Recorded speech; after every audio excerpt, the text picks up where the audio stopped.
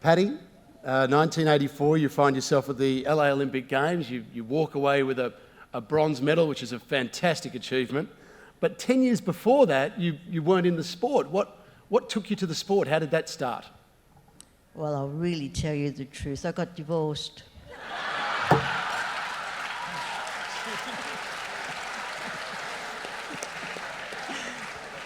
And of course, they said, "Oh, what? Did you want to shoot him?" I said, "No."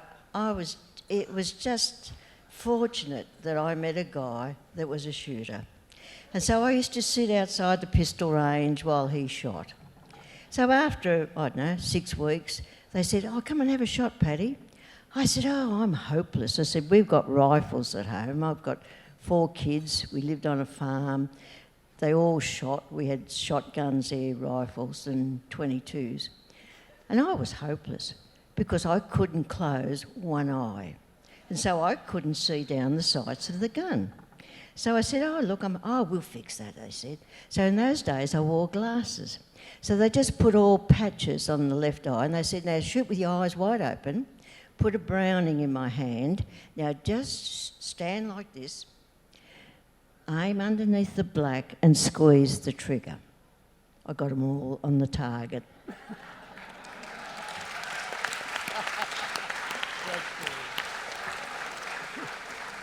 So I went out and bought a gun.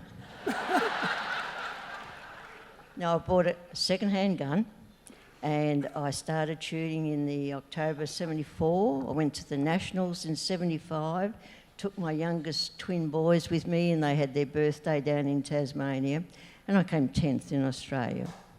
So within 6 months I was a master grade shooter and the next year it just started off my career. So they used to say, "Have gun, will travel." So I travelled the world shooting for Australia. So I'd go away with 5 ladies and I was the swinger. I shot air pistol and 22 long rifle. So it got me to countries that you would never think you'd go to. I went to East Germany, would you believe, before the wall came down. I shot in Seoul and that was an experience to see the people, and they were so friendly. I can remember we drove into there. We went through the barrier with all the machine guns on the border, and we went in there, and the first house I saw was a 2-storey, and it was all covered in black slate. And I thought, gee, I wish I had my camera. I could have taken a photograph of that. But I met a lady there that was a kindergarten teacher, and she sang in a choir. And she used to travel to the other states and countries singing in choirs. And it was lovely just meeting her. We got invited back to her home. We had wine for morning tea. We went out to the gardens. We had a beer at the gardens. Then we came back for lunch and then we had a glass of wine. And really, I hadn't shot my match. And I don't really drink. But when I went for my exam, the doctor checked me out, to go to the Olympics to make sure I was okay. He said, "No," on the paper, "How much wine do you drink? How much do you drink?" "Oh, I don't." "You don't drink?" I said, "No. I had my first glass of wine when I was 32, and now I'm 52. Why would I want to drink?" But anyway, I was 52 when I went to the Olympics. So it's something I can say to anybody here in this room. If you can stand up, get yourself fit, you can fire a gun.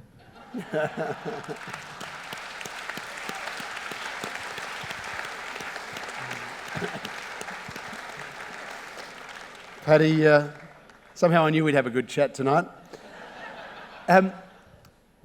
Tell us about LA 1984. Next Olympic Games, we're going back to LA. What are your memories of those games from 84?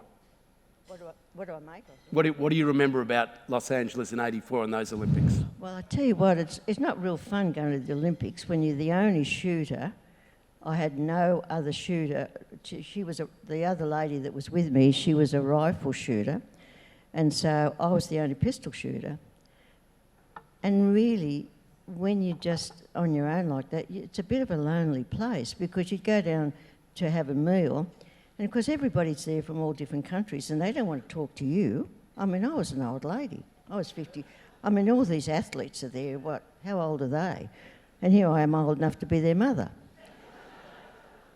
But it was a wonderful experience. It's different when you shoot you go to the world titles. Okay, you're shooting for Australia. But when they tell you you're going to the Olympics, that's a totally different scene. I used to go to the gym 3 times a week, walk 4 times a week, shoot 3 times a week, and still go to work.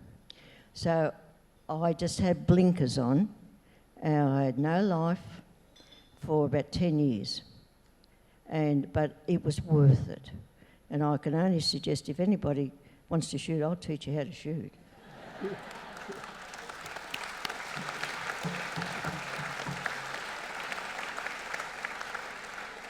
Pattie, you're a gem. Congratulations. Welcome to the Hall of Champions.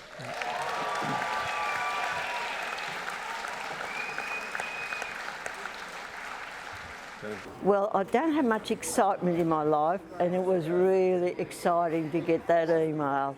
It gave me in the pit of my tummy, I thought, oh my goodness, it's really happened. An exhilarating night, absolutely beautiful. I mean, I don't get many things to make me excited at my age. Like, I'm 92 now, so, taken them 40 years. 40 years ago I won that medal. Long time. I watch all the sport. I watch the Olympics and the Paralympics, and when they get up on the dais, I get so thrilled. It's a real buzz. And I think how proud I am, because I know how much hard work they did to get there. I really don't know. I was a hockey player and a golfer, and accidentally took up shooting. It was just by accident, so I took up shooting, so I really don't know. My coach, he said to me in 1980, he said, we're going to have ladies shooting in 1984, so I went out and bought myself a new gun. I'm nobody.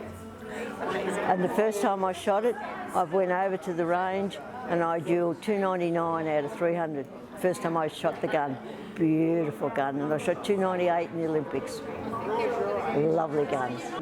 I've seen them over at the range. I mean, because I don't shoot now. If you have a gun, you have to shoot. So I retired in 1988 when I was on top. And it's good to see them coming up. But they've changed the shooting now, and it's totally different dueling. And I thought, oh, I'm glad I'm not shooting now. It was better when I was shooting, They've changed it, but no, it's great. Oh, it's wonderful to see. And it's great. Kids can shoot at 12. And so it teaches them responsibility, respect for guns, and they learn to be responsible. Great. It's a great sport.